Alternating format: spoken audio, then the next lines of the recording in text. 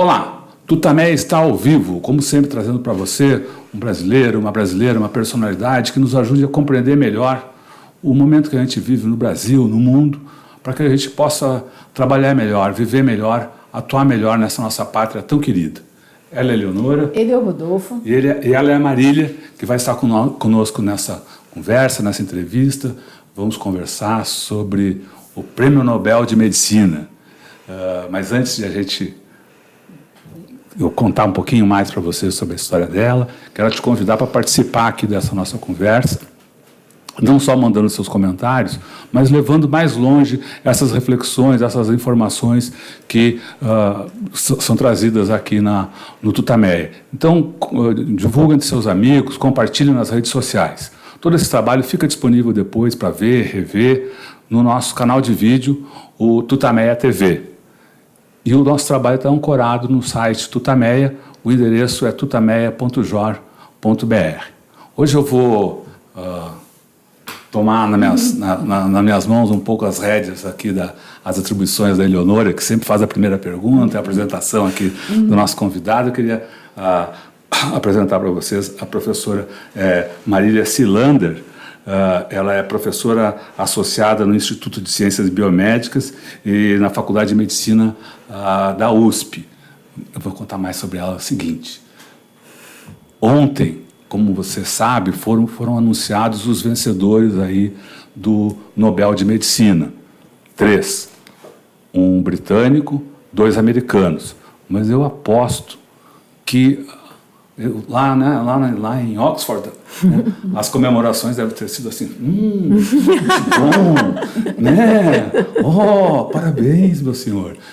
Festa mesmo, teve ontem aqui em São Paulo, na USP, lá na área de ciências biomédicas, e com certeza também lá em Teresina, no Piauí.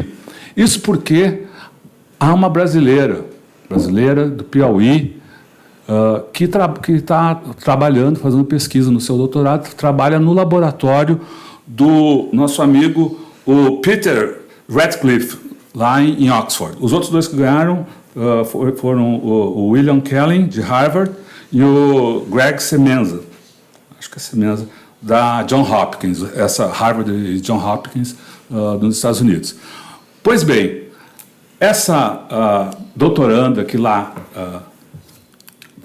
trabalha, pesquisa junto com o Peter, é a Joana Dark Carola Correia Lima, que vem a ser orientanda desde o tempo dos mestrados da professora Marília Silander, então que vai nos contar um pouco sobre o trabalho da Joana, né, por que ela está lá, enfim, e depois a gente vai conhecer mais sobre a importância dessa pesquisa, por que essa pesquisa foi premiada com o Nobel de Medicina e quais são as consequências disso, o que pode ter para a população normal, né? Isso aí, ou se é só uma coisa de laboratório, enfim. Marília, muito obrigado aí por ter vindo. Bom, eu que agradeço, estou muito contente de estar aqui, de conversar com todo mundo, e eu gostaria de começar dizendo que a Joana é uma pessoa incrível, ela é uma aluna que realmente veio do Piauí, e eu até brincava que no meu laboratório era o Little Piauí, porque em um dado momento eu tinha 5 piauienses lá, e assim, foram alunos maravilhosos, tanto pessoas como alunos muito trabalhadores, excelentes mesmo. E aquelas pessoas que realmente valorizam oportunidades e sabem ir atrás e não tem limite para o que elas fazem, né? Então, trabalham de noite, trabalham nos fins de semana. O que a gente pensa é, nossa, mas que estranho, né? O nosso trabalho de pós-graduação é esse mesmo. Quando eu fiz doutorado, por exemplo, nem sei quantas noites eu dormia no laboratório, mas a gente não acha isso ruim, a gente acha isso uma delícia, porque tem uma beleza obscena o que a gente faz. Trabalhar com ciência é uma coisa super gostosa. E a Joana, ela logo percebeu isso quando ela veio para São Paulo. Na verdade, ela veio através do Emídio Matos, que hoje em dia é professor lá na Universidade Federal do Piauí, em Teresina.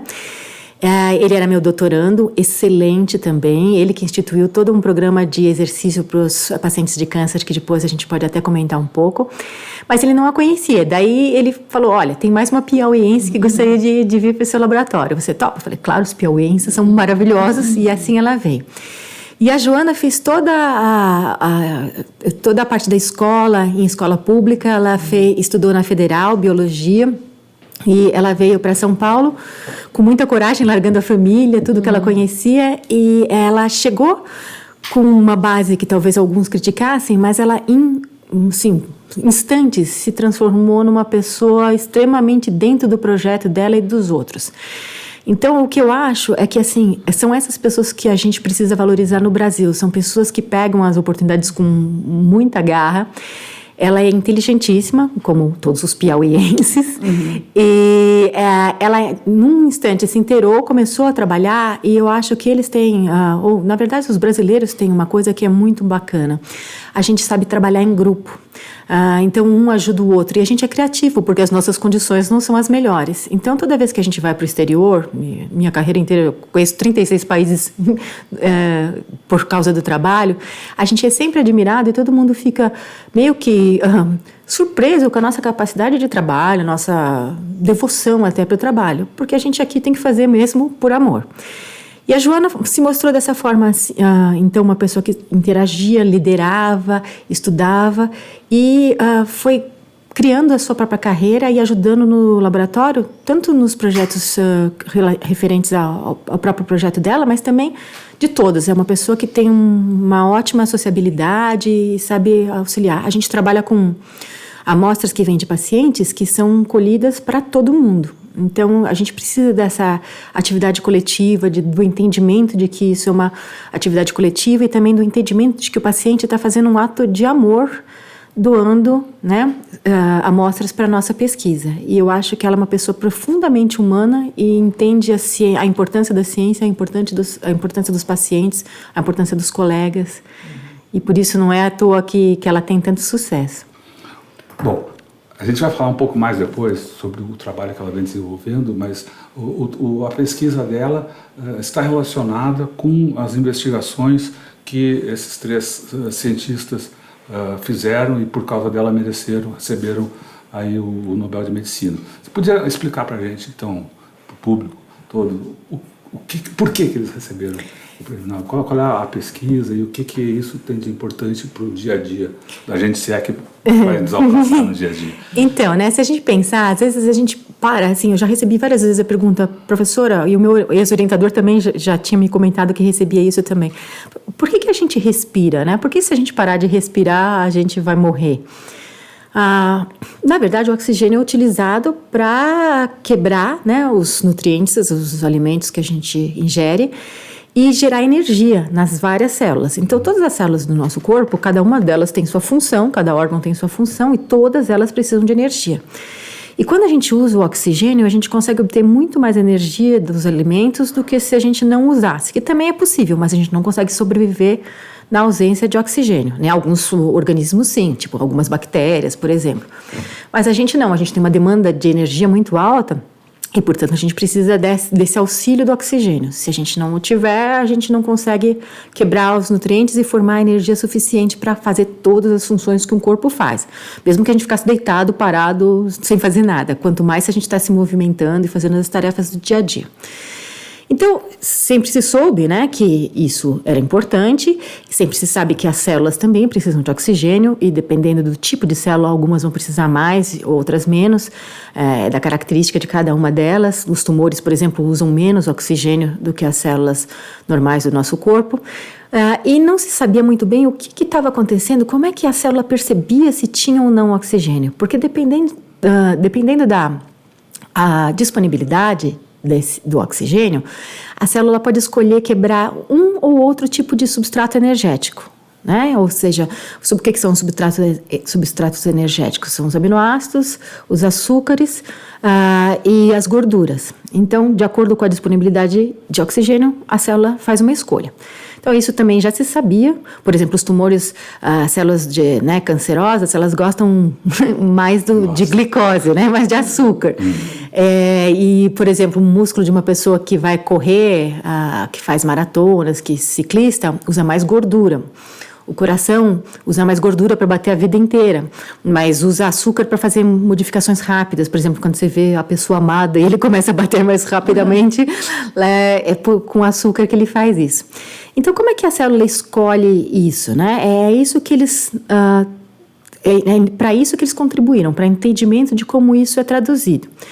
Então, já há alguns anos, esses três têm estudado, e isso é uma coisa também bastante interessante de se ver, que eles não competem. São três pessoas humildes que sabem fazer juntos um bloco, né, como se fosse um quebra-cabeças, e eles vão fazendo a coisa ao mesmo tempo e um vai ajudando o outro. Então, eles vêm, primeiro eles descreveram alguns desses fatores que estão presentes dentro da célula que fazem essa função, de mostrar para a célula se há ou não oxigênio.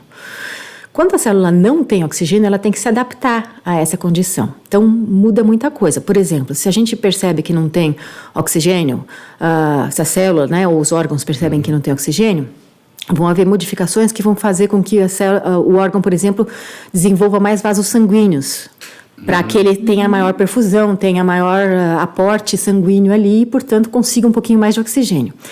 Da mesma forma, se tem pouco oxigênio, então existe um aumento na secreção de um hormônio, EPO, né, que é eritropoetina, que vai fazer com que aumente a quantidade de glóbulos vermelhos no corpo. Quando a gente vai, por exemplo, para o Everest, se for de uma vez, você vai passar muito mal. Se você for se adaptando à altura, esse hormônio é secretado e aí você vai acostumando, vai tendo mais glóbulos vermelhos e consegue captar melhor o oxigênio, porque lá no alto do Everest, ou em lugares altos em geral, a gente tem menos oxigênio disponível. Por isso que atletas, por exemplo, quando vão fazer alguma coisa em Bogotá ou qualquer outro lugar alto, tem que se adaptar anteriormente.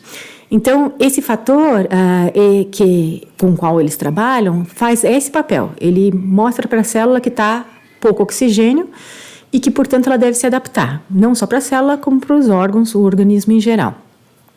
Desculpa, mas já se conhecia a existência desse fator? Sim. O que eles descobriram é o funcionamento dele, é isso? Isso, então, sabia-se que esse fator aumentava quando não tinha oxigênio, né? Porque é um fator chamado, é o fator induzido por hipóxia. Hipóxia é uma baixa condição de oxigênio.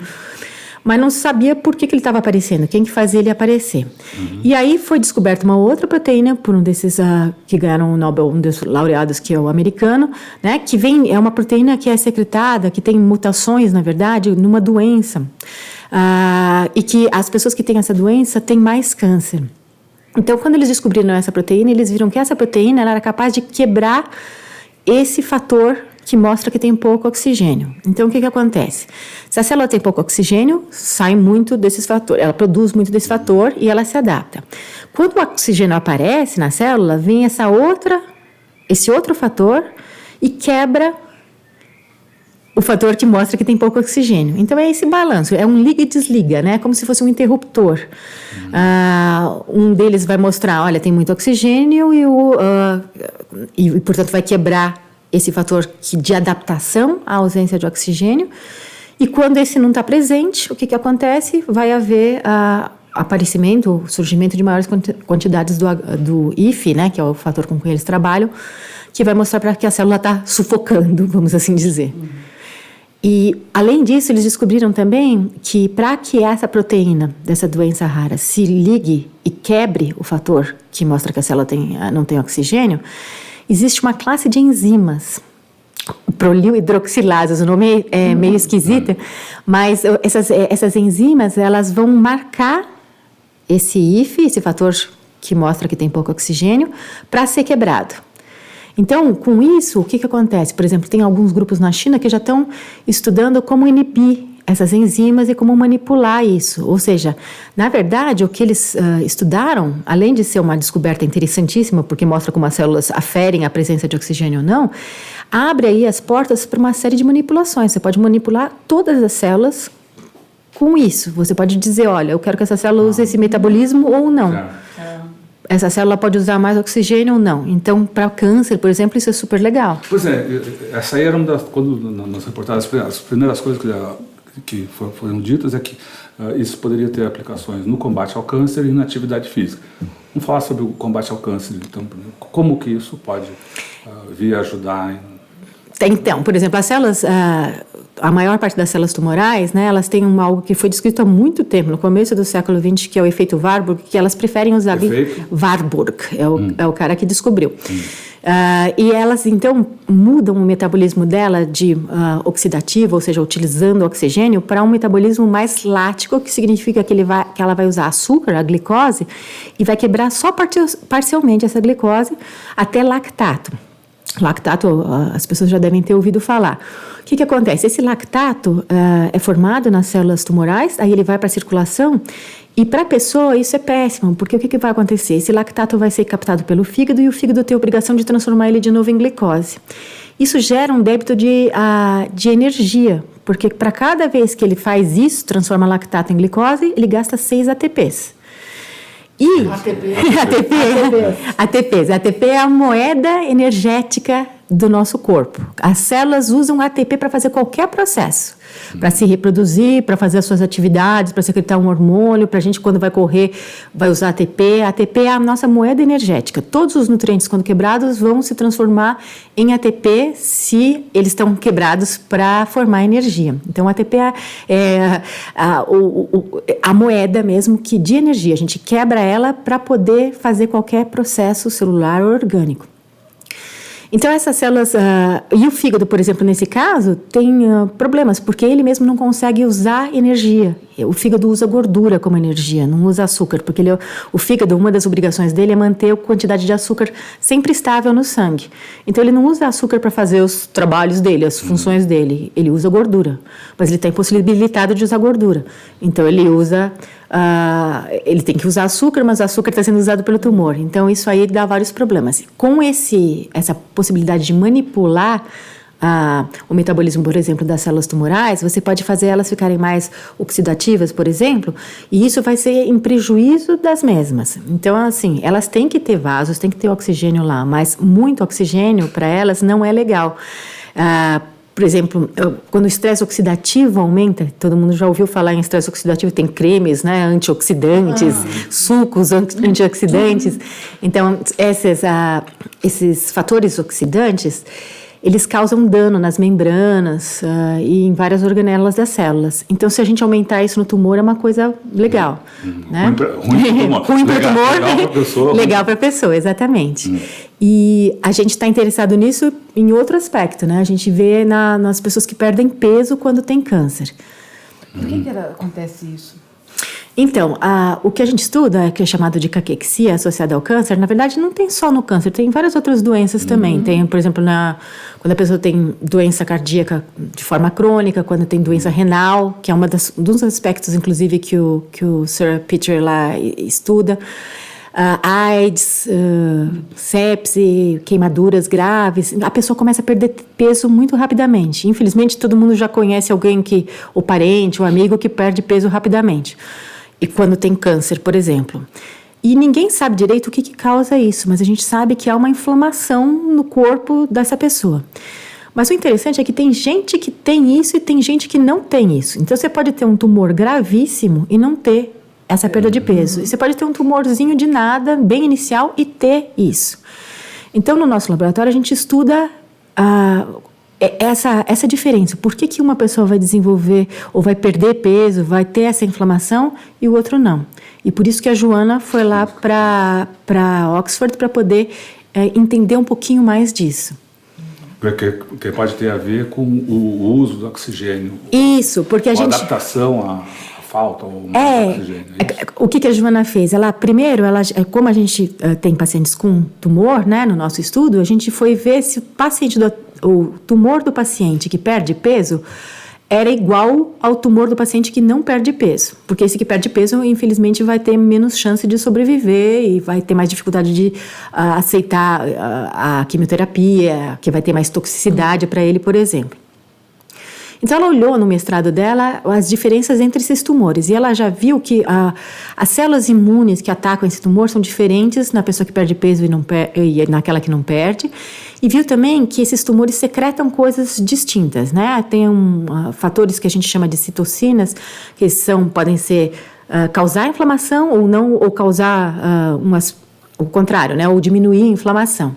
Então, ela viu que os pacientes que têm caquexia, ou seja, que perdem peso, têm mais fatores que causam inflamação sendo liberados pelo tumor. E aí ela fez uma varredura muito grande de todas as proteínas que são secretadas pelos tumores de pessoas que perdem peso e que não perdem. E o que ela viu foi que um desses fatores, né, muito importante, era justamente esse IF, esse fator que causa, que mostra para a célula que tem pouco oxigênio dentro da célula. E a nossa hipótese é de que isso está sendo liberado pelo tumor e vai afetar outros órgãos do corpo do paciente e causar, ou pelo menos contribuir para a caquexia, que é essa perda de peso e essa inflamação no corpo todo, inclusive no cérebro. O paciente tem o cérebro inflamado também quando tem essa perda de peso. Você falou que um eventual tratamento, então pode vir ser através da manipulação da capacidade das células de absorver ou não o oxigênio. Isso. Como que isso é feito? Vai ser feito por remédio? É um tratamento genético? Como é que é isso? Como seria esse tratamento? Então, o que já tem alguma coisa na literatura, que, como eu falei, são esses grupos chineses, o que eles propõem são inibidores dessas enzimas que marcam o IF, que é esse fator que mostra que tem pouco oxigênio. E aí, o que acontece? Ele fica mais tempo lá na célula, causando uma resposta de hipóxia, ou seja, a célula vai entender que ela está em hipóxia, que ela tem pouco oxigênio, mesmo ela não tendo.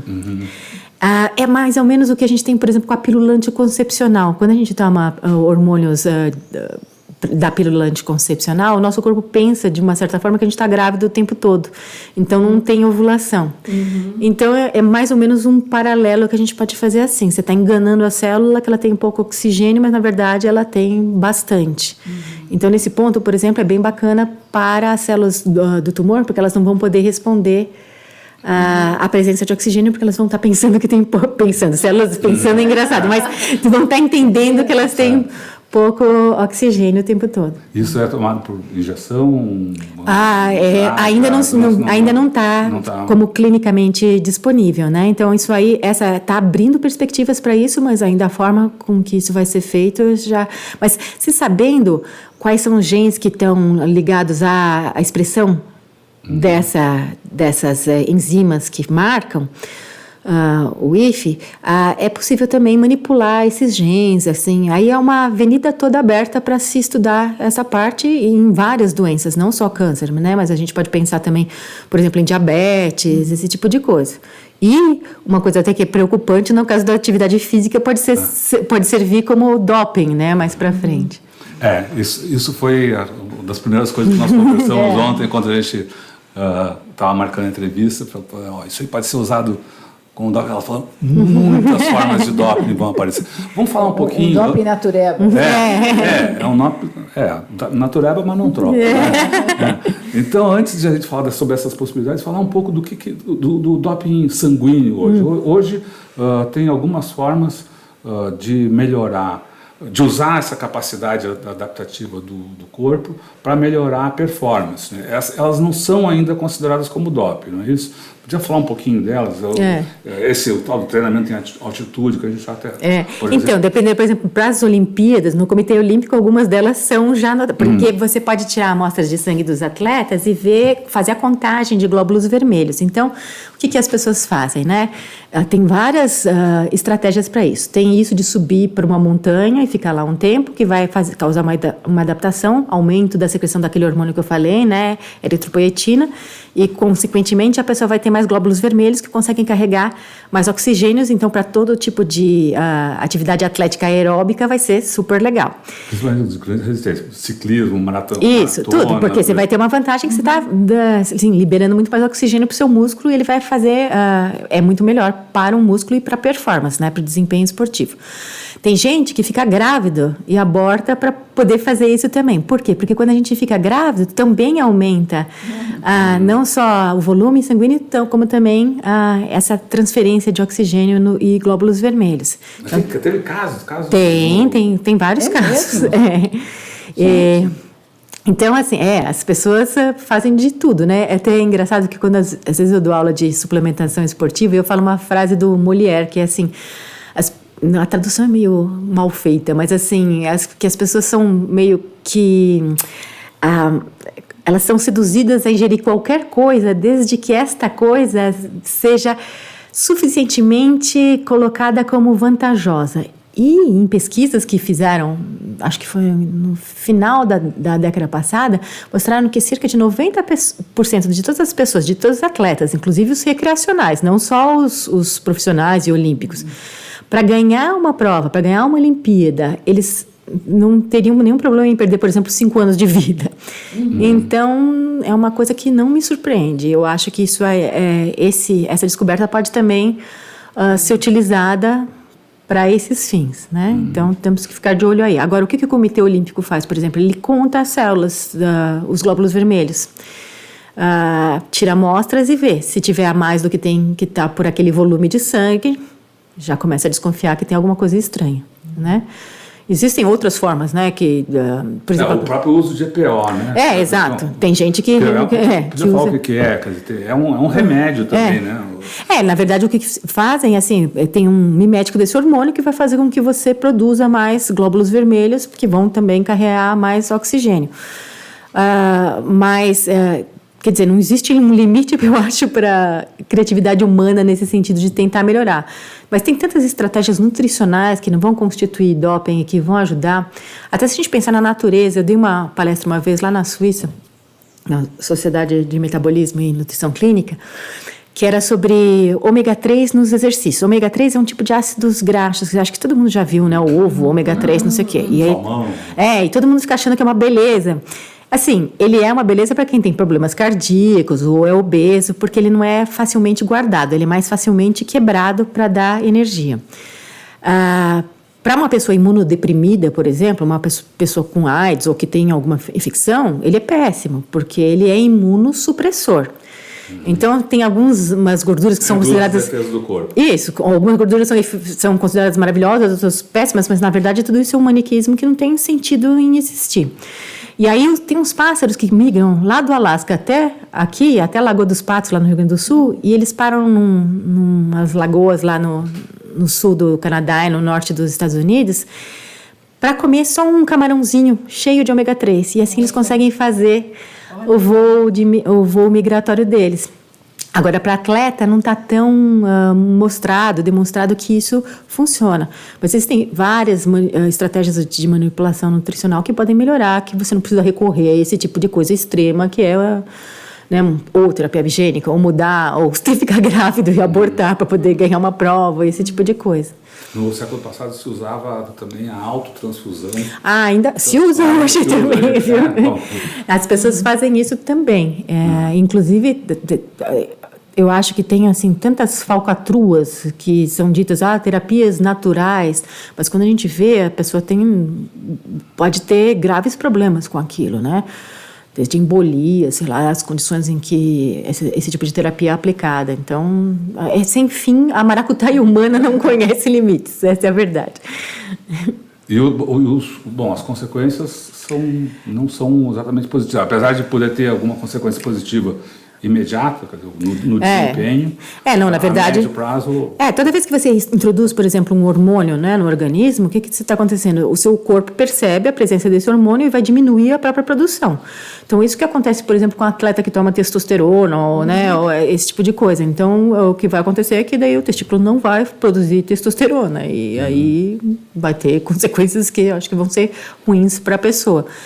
Então, isso é um sistema muito comum, é o de feedback. Tem, não faço. E aí, ou tem gente que se injeta insulina, por exemplo, né? Porque a insulina é o hormônio mais anabólico, o hormônio que mais faz crescer músculo e dá força. Então, pessoas que fazem atividade de força fazem isso. Só que isso dá problemas terríveis, câncer hepático, entre outros, né? Então, tudo isso tem consequências gravíssimas para a saúde da pessoa, do atleta. Doping faz mal, Isso. prejudica. Mas, a gente está falando do doping, estava falando de como essa descoberta pode trazer consequências para a atividade física, né, em geral. Vocês queriam inverter a coisa, porque vocês fazem pesquisa sobre como a atividade física interfere no tratamento do câncer ou interfere no bem-estar de pessoas com câncer e outras doenças. Podia falar um pouco disso é uma coisa fabulosa. Eu brinco até com os médicos que o exercício ele cura de unha encravada até o câncer. Mas assim, é fabuloso, né? Eu sou bióloga, não sou professora de educação física, mas eu tenho que dar a mão à palmatória que realmente não existe nada igual. E as farmacêuticas me odeiam, só falta me ameaçar de morte, porque o exercício é uma coisa barata e factível, né, para qualquer pessoa. Então, o que a gente, quando eu comecei a estudar, a gente queria diminuir a inflamação e a perda de massa magra que as pessoas têm na caquexia quando elas têm câncer. Quando as pessoas perdem músculo, logo as pessoas pensam, vamos fazer exercício de força, vamos levantar peso. Funciona um pouco, aumentando um pouco o músculo, mas o exercício de força ele não é capaz de diminuir a inflamação. O exercício de endurance, que é aquele que a gente faz por mais tempo, numa intensidade menor, né? Então, que a gente fala de submáxima, cada sessão dele é um estímulo inflamatório. Mas a cronicidade, ou seja, quando a gente repete aquilo todos os dias no treinamento, faz com que o nosso corpo se adapte e faz com que o nosso corpo desenvolva uma resposta, uma reação em que o nosso corpo se torna mais capaz de combater a inflamação. Então, o que a gente faz? Eu comecei com ratinhos, né? Lá no laboratório a gente começou com ratinhos, a gente tratava esses ratinhos que tinham tumor e perdiam peso com várias coisas, com nutrientes, com drogas e tal. E um dia a gente resolveu fazer com exercício. Então, os ratinhos corriam na esteira, nadavam numa piscina Tropical Paradise para ratos, com a aguinha quentinha e circulante e tal. E aí a gente viu que nada tinha tanto efeito como quando eles faziam esse exercício, faziam por 6 semanas. O tumor diminuía sozinho, sem nenhum tratamento, às vezes ele sumia. Esse tumor dos ratos é enorme, é 20% do peso do rato. Sumia. Só com exercício? Só com exercício, não mudava nada, só com exercício. E todas as alterações que a gente olha nas células, que a gente fala moleculares, bioquímicas e tal, também sumiam. Então, como a gente teve esse resultado, a gente conseguiu a permissão para fazer isso com os pacientes também. Então, hoje em dia, a gente tem uma academia no HU, né, o Hospital Universitário da USP, e também na Santa Casa. E a gente faz os pacientes de câncer andarem na esteira. E a gente tem tido resultados maravilhosos. Da mesma forma que quando a gente fez com o modelo experimental com os ratinhos, todos aqueles parâmetros que a gente via que estão alterados pela caquexia, então o fígado não está funcionando, o músculo está sendo perdido, a gordura está indo embora e ficando inflamada, tudo isso é revertido só por caminhar 20 minutos, 5 vezes por semana, por 6 semanas. Caminhadas. E o tumor dos pacientes diminui também. A gente não chegou a ter sumiço completo do tumor como a gente teve nos ratos, mas ele diminui só com exercício. E é uma caminhada, gente. Então, qualquer um pode fazer. Desde que assistido, né, por uma pessoa da família ou amigo, andar por volta. Então, a gente tem trabalhado com isso e a gente está vendo também se isso influencia na secreção, no que é secretado pelo tumor. Isso, além do tumor diminuir, o que está acontecendo? Né, ele está diminuindo, por que ele está diminuindo? Então, a gente estuda isso e é uma parte do trabalho da Joana também estudar isso. A gente tem outros alunos, a Renata, outros alunos que trabalham com a parte de exercício. E a gente olha se o exercício está mudando o tumor em si e essa secreção. E esse fator que ganhou o Prêmio Nobel também. E assim, é muito interessante, faz uma diferença enorme. Mas esses pacientes com quem vocês trabalham, eles passaram por uma seleção para ser escolhidos? Se fala em câncer, alguém está ouvindo aqui, vai querer ir lá saber. É aberto? Ou, enfim, como é que funciona isso? Interessados, eventualmente? Para o nosso estudo, é tudo pacientes que são encaminhados para nós pelos médicos do HU, porque eles fazem uma avaliação ou da Santa Casa ou do Instituto Arnaldo Vieira de Carvalho, quando a gente estuda pacientes que têm câncer de cabeça e pescoço. Então, precisa ter essa avaliação prévia para ver se a pessoa tem condições, se ela está bem, principalmente na função cardíaca, né? Mas cada paciente tem um personal trainer, que é um dos meus alunos pós-graduandos, que fica com ele, e a gente acompanha eles por essas 6 semanas. A pessoa precisa realmente para o estudo passar pelo HU, e ela, na verdade, a gente usa todos os pacientes que são cirúrgicos, que vão para esses hospitais para retirada cirúrgica dos tumores.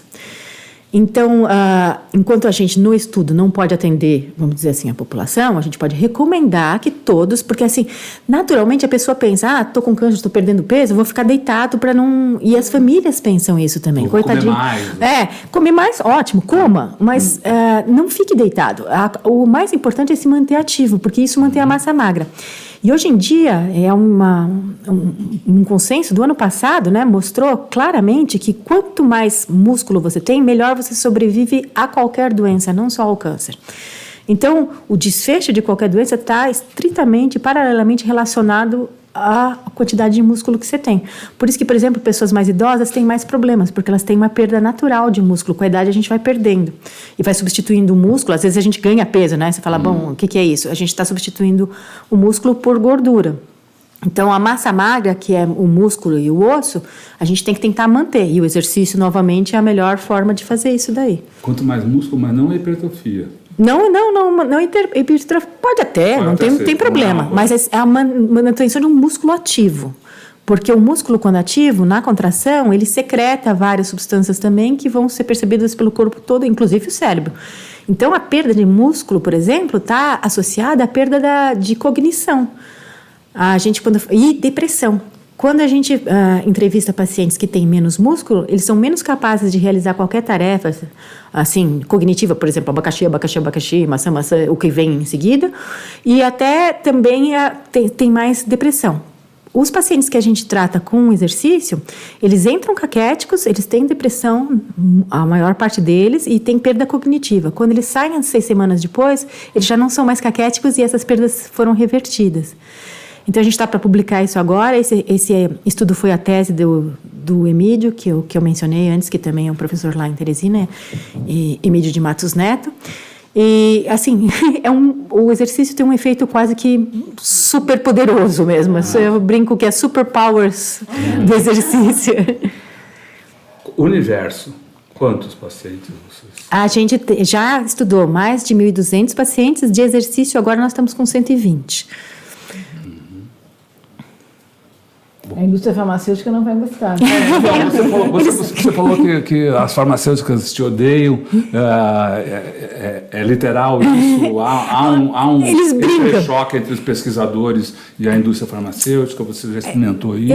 O que acontece assim, as indústrias farmacêuticas sempre querem que você coloque o exercício numa pílula, é isso, porque as pessoas também não querem se exercitar, que isso dá preguiça, etc. A gente vê, por exemplo, com o número de cirurgias bariátricas, lipoaspiração, que tem hoje em dia, que são procedimentos que causam vários prejuízos à saúde e que as pessoas fazem porque não querem fazer exercício. Então, é muito mais cômodo, talvez, para a pessoa tomar uma pílula e para a indústria farmacêutica é muito mais feliz porque eles ficam ricos com isso. Mas o exercício não tem nada que exista farmacológico que tenha o mesmo efeito do exercício. Por quê? Os remédios que a gente toma, eles têm um efeito restrito sobre alguns pontos e tem efeitos colaterais. O exercício, ele tem um efeito sistêmico, ou seja, ele atinge tudo no corpo, todas as células, inclusive o cérebro. E não tem efeito nenhum colateral se você não fizer em excesso ou inassistidamente. Então, assim, às vezes eu estou em congresso e as pessoas falam, põe numa pílula. E eu vejo vários colegas, né, tem suporte de farmacêuticas, tem benefícios que a gente não consegue ter porque a gente trabalha com um exercício, mas, puxa vida, vamos nos exercitar que a gente ganha muito mais, né, e é uma coisa que qualquer pessoa realmente pode fazer, andar ao redor do quarteirão, se a calçada estiver razoável. Então, só repetindo aí o tratamento ali, 20 minutos de caminhada por dia. Isso, sempre assistido. Todos os dias. A gente faz 5 vezes por semana, mas a gente não recomenda que seja 7, mas que haja sempre um dia de descanso. 6 dias é uma coisa ok. Né? E uma caminhada mesmo, ninguém precisa correr, ninguém precisa malhar, carregar peso, nada. Uma caminhada já faz um efeito surpreendente na condição do paciente. Principalmente, no nosso caso, inclusive, a gente tem um efeito muito exacerbado, muito grande, porque os nossos pacientes eram sempre sedentários anteriormente. Então, imagina, a pessoa recebeu um diagnóstico de câncer, para ela aquilo é uma declaração de morte, que hoje em dia não é, né? Na verdade, a gente já sabe que a cura a possibilidade de cura aumentou infinitamente no último século. No entanto, ainda tem um certo estigma. Mas aí a pessoa começa a fazer exercício e coisas que ela não conseguia fazer antes mesmo de estar doente, ou mais jovem até, ela consegue fazer. Então, é algo capacitante também. E isso já estimula também a parte psicológica da pessoa, tem várias vantagens aí, né? Bom, agora eu queria entrar num outro território aí. Logo no início, você destacou, quando começou a falar da Joana, que toda a formação dela, ela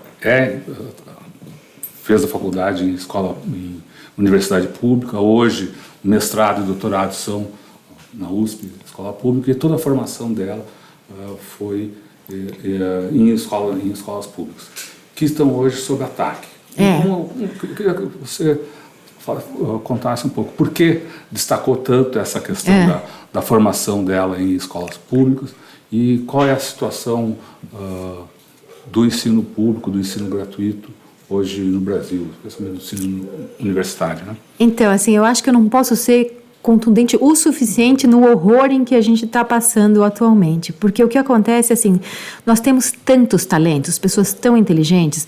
O próprio Sir Peter, que recebeu o Prêmio Nobel, falou: olha, a Joana, se não é a melhor, é uma das melhores alunas que eu já tive na vida, e ele é uma pessoa já de idade que ganhou o Prêmio Nobel em Oxford. Então, o brasileiro, como eu falei no início, tem uma capacidade muito boa, só que a gente não tem como expressar essa capacidade. Quantos Einsteins não estão nascendo aqui e não conseguem chegar a um ponto de fazer alguma coisa realmente útil para a sociedade, para si mesmo, para suas famílias?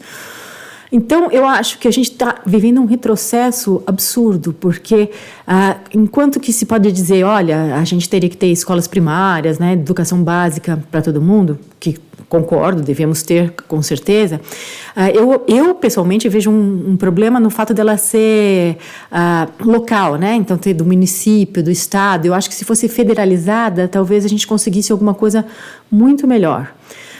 Mas eu acho que houve no governo anterior, né, nos governos anteriores, um esforço de se fazer pelo menos a parte de ensino superior, em que muita gente que não tinha acesso à informação, a uma formação, conseguiu se formar e sair de um estado de pobreza, sair e expressar os seus verdadeiros talentos, contribuir para a sociedade. Tudo isso agora está passando por um extremo retrocesso. E a gente vê, eu quase tive um infarto quando disseram que tinham cortado as bolsas, porque o que aconteceu? Tem vários alunos que a gente conhece, e o nosso programa perdeu várias bolsas, porque tem gente que está no exterior. Imagina você estar pagando um aluguel e comida em libras e, de repente, não tem mais. Então, imagina a Joana, com essa sua genialidade, sua capacidade de trabalho, ter que interromper o trabalho, passar fome para vir. Até o Prêmio Nobel, o Sir Peter, falou: olha, caso seja cortada a sua bolsa, eu pago para você ficar aqui. Graças a Deus, a bolsa dela é da FAPESP, que por enquanto não está passando por restrições e não foi cortada. Mas várias pessoas que tinham bolsas federais sofreram prejuízos, atrasos, etc. Então, há um desmonte de ciência e educação e a gente fica chocado com isso, porque na nossa concepção não existe como desenvolver um país e como diminuir nossa enorme desigualdade econômica, né, e cultural, etc., se não for através de educação e ciência. O desenvolvimento do país é a ciência e o desenvolvimento como nação é na educação. E o que está acontecendo? Tudo isso está sendo colocado em terceiro, quarto plano. Então, a gente vê isso de uma forma chocante, a gente não consegue entender. E há uma fuga de cérebros. Os nossos melhores alunos estão ficando lá. Eu já tenho 4 alunos que ficaram no exterior, entre Estados Unidos e Europa, né? Muitos de nós mandam currículo. O que nós ganhamos já de salário já é uma coisa que é absurdamente incomparável com o que os nossos colegas do exterior ganham. Então, a gente já é desvalorizado desde sempre. Mas eu acho que o que está acontecendo agora é um desmonte tão pronunciado e tão efetivo que eu não sei quanto tempo o nosso país vai conseguir, em quanto tempo vai ser necessário para o nosso país conseguir recuperar a perda de todos esses talentos que aí estão e que não vão ter outra chance para ter isso. É uma geração perdida, se não várias gerações, né? A gente vê isso com um enorme alarme. A senhora vê razões para isso? Quer dizer, parece que, pelo que você falou, há um desmonte, você vê há um plano antinacional em andamento, é isso? Então, eu vejo uma escolha mesmo. Eu acho que, de repente, mão de obra barata é uma coisa mais interessante para que o nosso país ofereça isso para sei lá quem. Então, não me parece um acaso, me parece realmente algo instituído, porque Como, por exemplo, um ministro da educação, né, pode falar que a educação não é uma coisa importante e que os professores ganham demais e que nem todos precisam ter educação, não faz nenhum sentido para mim. A gente trabalha com ciência, com lógica, então foge até a lógica. Eu não consigo nem comentar, porque isso gera uma indignação tão grande que a gente fica perplexo, e não sou só eu. Inclusive, eu tenho colegas que votaram no atual governo e que hoje em dia se colocam perplexos também diante do desmonte que está acontecendo. Acho que nunca ninguém esperou que esse desmonte fosse ser tão pronunciado, né? E, como eu falei, no exterior, as pessoas estão olhando com isso com alarme também, e acho que a gente vai ser jogado numa situação em que a gente não vai conseguir jamais chegar numa situação, não vou dizer nem de primeiro mundo, mas digna nesse ponto de vista. E como está a resistência a isso? Porque esse desmonte que você está descrevendo, ele está acontecendo em todas as áreas praticamente, algumas áreas resistem mais, outras menos. Como é que você diria que a academia, a área científica está reagindo a isso? Há mobilização para enfrentar ou para tentar reverter isso? Como é que você vê esse aspecto? Eu acho que a mobilização é completamente insuficiente para o tamanho, para a monta do desmonte. Eu acho que as pessoas não estão notando, ou talvez tenham medo até de se manifestar, né? Porque a gente sabe que há casos de censura e represálias, não só censura, mas como também represálias. Então, as pessoas estão ficando mais quietas. A gente teve algumas iniciativas, né? Por exemplo, a gente teve aquelas demonstrações na Paulista. Sim. Mas, para mim, o maior alarme é na pós-graduação. Eu acho que esses alunos de pós-graduação de hoje em dia são as pessoas que mais vão sofrer. Sem emprego, sem bolsa. E eles não estão mobilizados o suficiente. Mas os da graduação, eu acho que estão reagindo mais fortemente do que os da pós-graduação. E eles são os principais interessados. Para mim, eu tenho, já estou aqui há 30 anos fazendo isso, então, sabe, é mais um período, como quando eu estudava, quando eu entrei na USP para fazer a faculdade de Biologia, não tinha papel, era o Maluf, que era o governador, a gente tinha que levar o próprio papel para os professores escreverem a prova. Era aquela tempo mimeógrafo, sei lá o que era, então às vezes não tinha o álcool, então eu não podia fazer a prova mimeografada, a gente tinha que anotar. Mas eu acho que os alunos não estão percebendo realmente a gravidade do momento que a gente está passando. Nunca você viu uma coisa assim? Na sua experiência, não tem paralelo isso? Eu acho que não, porque eu acho que existe em vários pontos, são vários focos de agressão à cultura, à educação e à ciência. Estão concatenados, e isso que é o alarmante. Né? Então, assim, a gente percebe, a Terra plana está prevalecendo.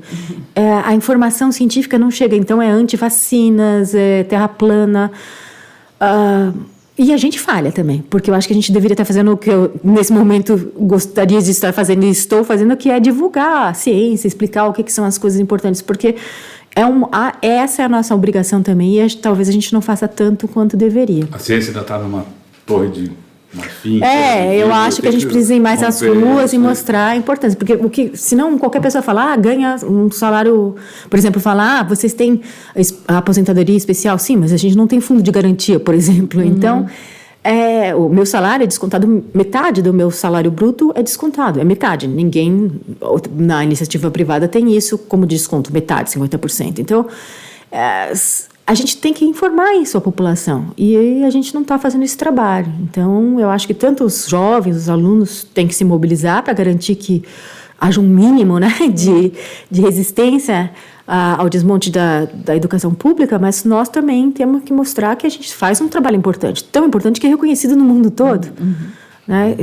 Nos últimos anos eu dei 4 palestras internacionais, tudo pago, eu conheço, como eu falei, 36 países, e desses países normalmente chamam para mim, me pagam, inclusive business class às vezes.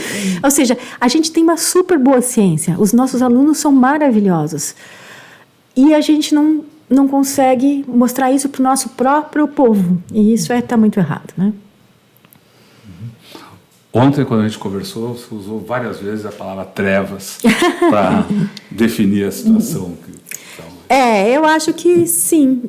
O negócio, a Terra plana, o nazismo de esquerda, o anti-vax, são trevas mesmo. A gente precisa reagir senão nós vamos cair em umas trevas das quais a gente nunca vai conseguir sair. Essa é a verdade. É um fenômeno mundial esse, mas no Brasil parece que saiu, ganhou uma dimensão muito maior, né?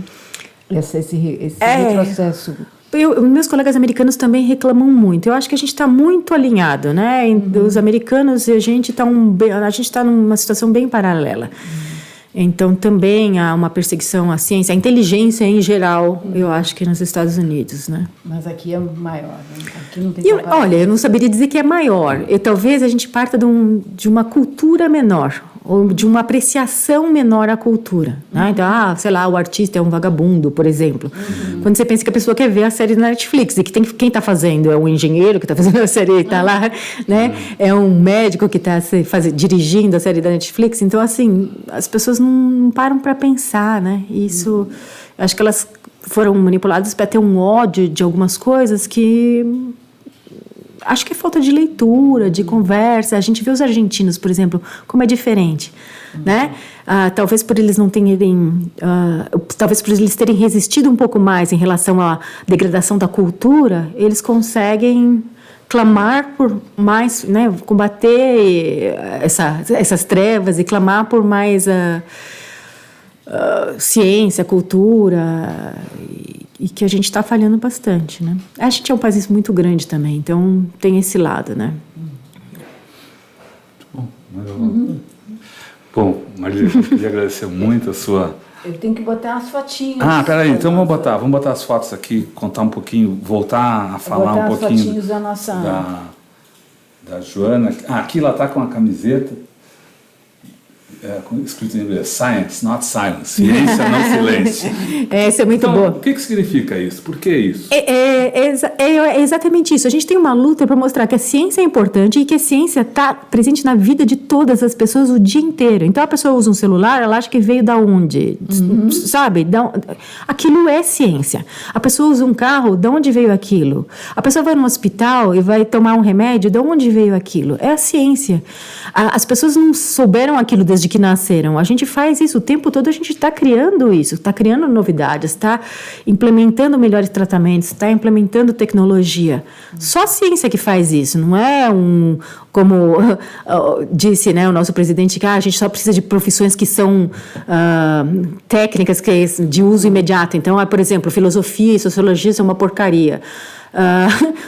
Veja, se a gente não pensar, a gente não faz ciência. A gente é técnico de ciência e a gente não vai trazer nada de novo. A gente só vai reproduzir alguma coisa e nunca vai ir para frente naquilo.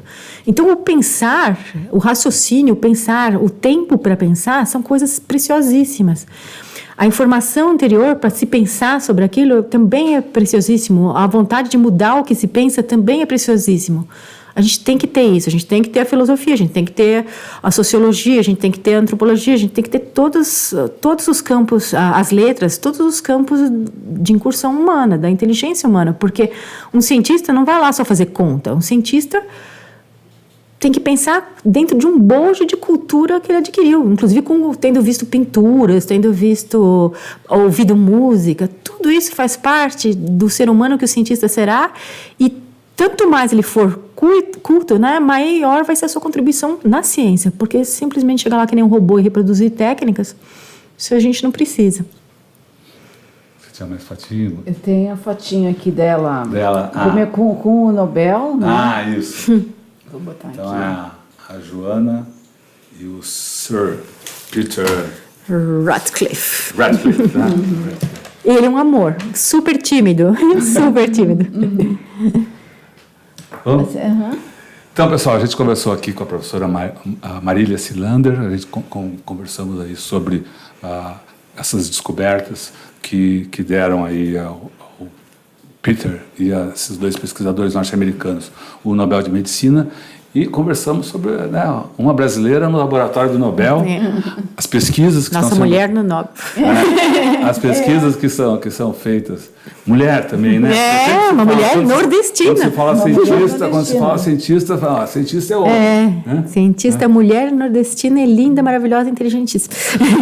Meu amor. E falando sobre as pesquisas também aqui que estão sendo feitas aqui no Brasil e de como isso está sendo atacado por esse governo, destruído, ameaçado, né, desmontado por esse governo, como precisa haver resistência nisso. Essa entrevista fica disponível para você no nosso canal de vídeo, o Tutameia TV. Nosso trabalho está ancorado no Tutameia, o site. O endereço é tutameia.jor.br. E agora, antes de a gente dar os nossos tchauzinhos, eu queria pedir a Marília que mandasse a sua mensagem final aí para o nosso público. Pessoal, a ciência é super importante, a ciência é de vocês são cientistas, todo dia a gente é cientista, tudo que a gente faz a gente põe ciência dentro, toda a nossa curiosidade é parte da ciência. Vamos olhar para as coisas que a gente tem e vamos prezar o nosso povo, não vamos deixar tudo que a gente tem de mais lindo ser desmontado, vamos ao contrário, vamos fazer crescer isso, vamos nos unir e fazer crescer, vamos aumentar nossa cultura, nossa ciência, nossa educação, vamos dar as mãos e combater as trevas com muita educação, muita inteligência, muita cultura, é isso que a gente precisa. Obrigada. Muito obrigada. Muito obrigada, Marília, foi muito legal. Bom, pessoal, então a gente vai dar um tchauzinho, né? Isso. Até a próxima. Até. Tchau. Agora eu tenho que voar para a USP.